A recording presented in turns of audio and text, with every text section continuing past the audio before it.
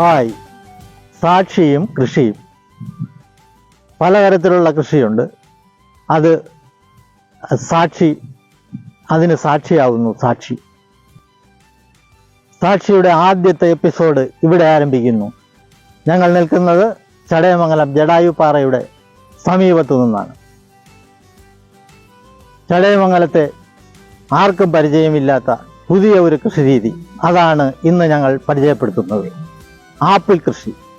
ചടയമംഗലത്തിൻ്റെ കാലാവസ്ഥയിൽ ആപ്പിൾ ഉണ്ടാവുമോ ഇല്ലയോ, ഒരു പരീക്ഷണം. ഇതാണ് ആപ്പിൾ ചെടി എന്ന് പറയുന്നത്. ഇതാണ് സാക്ഷിക്ക് വേണ്ടി ചടയമംഗലത്തിൻ്റെ ആപ്പിൾ കർഷകനെ ഞാൻ പരിചയപ്പെടുത്തുന്നു. ഇതാണ് ചടയമംഗലത്തെ ആപ്പിൾ കർഷകൻ. ചടയമംഗലത്തുകാർക്ക് സുപരിചിതനാണ്. ചന്ദ്രശേഖരക്കുറുപ്പ് എന്നാണ് പേര്. ഞങ്ങൾ സ്നേഹപൂർവ്വം കുറുപ്പേട്ട എന്ന് വിളിക്കുന്നുണ്ട്. അദ്ദേഹം ആപ്പിൾ കൃഷിയെ കുറിച്ച് നിങ്ങളോട് സംസാരിക്കും. ചേട്ടാ, എങ്ങനെയാണ് ഈ ആപ്പിൾ കൃഷിയിലേക്ക് വരാനുണ്ടായ ഒരു സാഹചര്യം ഒന്ന് വിശദീകരിക്കാമോ? തീർച്ചയായും. ഞാനും ഭാര്യ ലളിത, ഞാനും അവരും കൂടി കൈലാസ യാത്രയ്ക്ക് പോയിട്ടുണ്ട്. അവിടെ ചെല്ലുമ്പോൾ ഇന്ത്യയുടെ എല്ലാ ഭാഗത്തു നിന്നും 41 പേര് ഉണ്ടായിരുന്നു. അതിൽ പല കർഷകരും പല ആൾക്കാരും ഉണ്ടായിരുന്നു, ഉദ്യോഗസ്ഥരെല്ലാം ഉണ്ടായിരുന്നു. അങ്ങനെ ഒരു കർഷകൻ, ആപ്പിൾ കൃഷി ചെയ്യുന്ന ഒരു കർഷകനായിട്ട് പരിചയപ്പെട്ട് അത് മുഖേന ഞാൻ അവിടെ പോയി കാണുകയും ഭാര്യയെ കൊണ്ട് ആപ്പിള് പൂത്ത് പിടിച്ചു തുടങ്ങിയ സമയത്ത് ഞാൻ പറിക്കുന്നതിന് വേണ്ടി ഒരു വീഡിയോ എടുത്ത് കൊണ്ടുവന്നതിന് ശേഷം ഞാൻ അവരോട് തൈ വേണമെന്ന് പറഞ്ഞ് അവര് തൈ അയച്ചു തന്നിട്ടുള്ളതാണ്. 1100 തൈയാണ് അയച്ചു തന്നത്. ഒരു തൈക്ക് 1000 രൂപയും GST ആയി. അതാണ് ഇതിലേക്ക് കുറുപ്പേട്ടൻ വരാനുണ്ടായ ഒരു കാരണം. കൈലാസയാത്രയിൽ നിന്നും പ്രയോജനം ഉൾക്കൊണ്ട് ഇവിടെ കൊണ്ടുവന്ന ആപ്പിൾ ഇപ്പോൾ ഏകദേശം 2 വർഷമായിരിക്കുന്നു.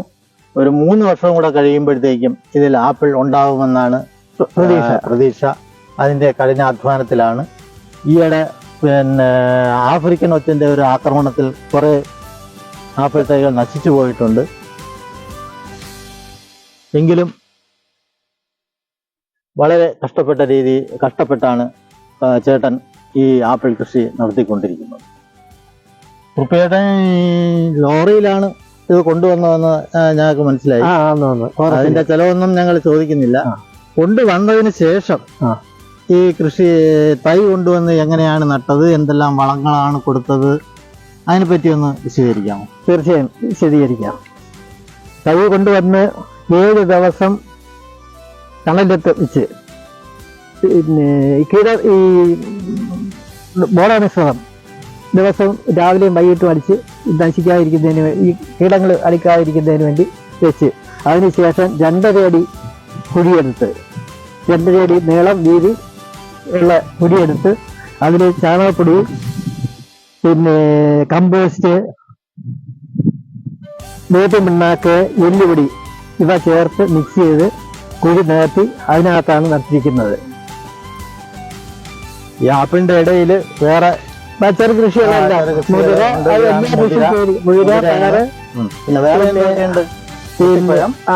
മൂട്ടിപ്പഴമുണ്ട്, പിന്നെ ഡ്രാഗൺ ഫ്രൂട്ട് ഉണ്ട്, പിന്നെ ലിച്ചിയുണ്ട്, പിന്നെ മിറാക്കിൾ ഫ്രൂട്ട് ഉണ്ട്, പിന്നെ ലിച്ചി ചുരുക്കത്തിൽ ഒരു പഴങ്ങളുടെ ഒരു പ്രതീക്ഷയാണ് പറയാനായിട്ട് തെങ്ങുണ്ട്.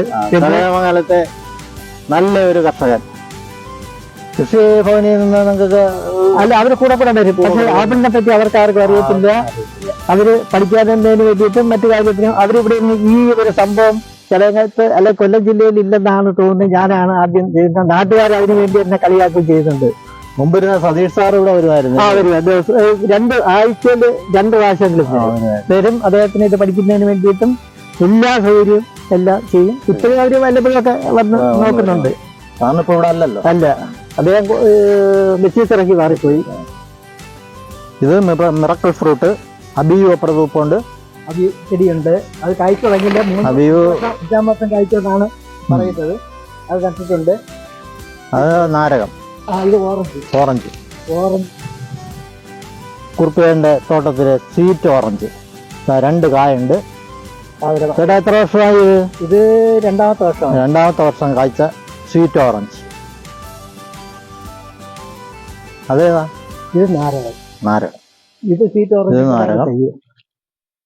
നാരകം, ഓറഞ്ച്. ഇവിടെ ഒരു പൂവങ്കൊല വെട്ടാറായി നിൽക്കുന്ന പൂവങ്കൊല വെട്ടാറായി നിൽക്കുകയാണ്. കുരങ്ങിന്റെ ശല്യം ഉണ്ട്. എങ്കിലും സൂക്ഷിച്ച്. എങ്കിലും സൂക്ഷിച്ച്. കേട്ടാ മെഷീൻ? ഇത് ഡ്രില്ലിംഗ് മെഷീനാണ്. ആള് കർഷകരെ കിട്ടുന്നതിന്, കളയ കാര്യം ജോലിക്കാരെ കിട്ടുന്നതിന് വലിയ പ്രയാസമാണ്. അതുകൊണ്ട് മേടിച്ച് ജോലിക്കൂലിയും കൂടുതലാണല്ലേ? കൂടുതലാണ്. ഇതുകൊണ്ടാണ് ചേട്ടാ ഞാൻ സ്വന്തമായിട്ടും വല്ലപ്പോഴും ആളുടെ നിർത്തിയാണ് ചെയ്യുന്നത്. കൂട്ടുവാണ്. ഇത് വെച്ചാണ് ഈ പരിപാടി എല്ലാം ചെയ്യുന്നത്. ഇനി നമുക്ക് ചേട്ടന്റെ ഡ്രാഗൺ ഫ്രൂട്ട് തോട്ടത്തിലേക്ക് പോവാം. അപ്പൊ ഒരു പ്രധാനപ്പെട്ട കാര്യം പറയാൻ വിട്ടുപോയി. ചേട്ടൻ പോലീസ് ഡിപ്പാർട്ട്മെന്റിൽ നിന്ന് റിട്ടയർ ചെയ്തതാണ്. റിട്ടയർ ചെയ്ത പൈസ മൊത്തം എന്താ ഇവിടെ മുടക്കിയിരിക്കുകയാണ്. ഇദ്ദേഹത്തിന്റെ ഭാര്യയുടെയും റിട്ടയർമെന്റ് ആനുകൂല്യങ്ങൾ മൊത്തം ഇവിടെ മുടക്കിയിരിക്കുകയാണ്. കൃഷി എന്ന് പറയുന്നത് കിട്ടിയാൽ കിട്ടി, പോയാൽ പോയി എന്നുള്ള ഒരു അവസ്ഥയാണ് ഇപ്പോൾ. കാലാവസ്ഥാ വ്യതിയാനം, കുരങ്ങ്, മയില്, ഇപ്പൊ എന്താ പുതിയ ഒരു ഇതും കൂടെ വന്നിട്ടുണ്ട്, അധിനിവേശ പുല്ല്. അത് പറിച്ചു കളഞ്ഞാലും പോകൂല. അരി വീണങ്ങ് കിളിച്ച് പാട് എല്ലാ വൃക്ഷങ്ങളെയും കൊന്നുകൊണ്ടിരിക്കുന്ന ഒരു സ്ഥിതിയാണ്. ഇതാണ് ചേട്ടന്റെ ഡ്രാഗൺ ഫ്രൂട്ട്.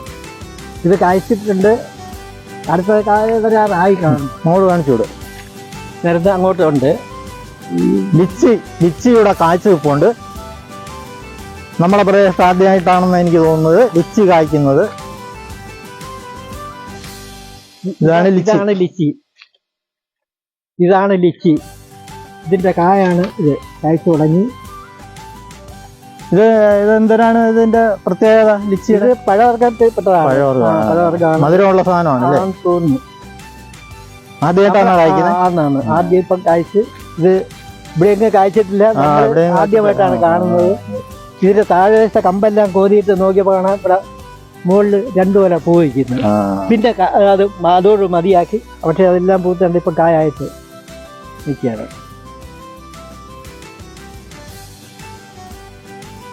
അപ്പോൾ ചേട്ടന് സാക്ഷിയുടെ എല്ലാവിധ ഭാവുകങ്ങളും.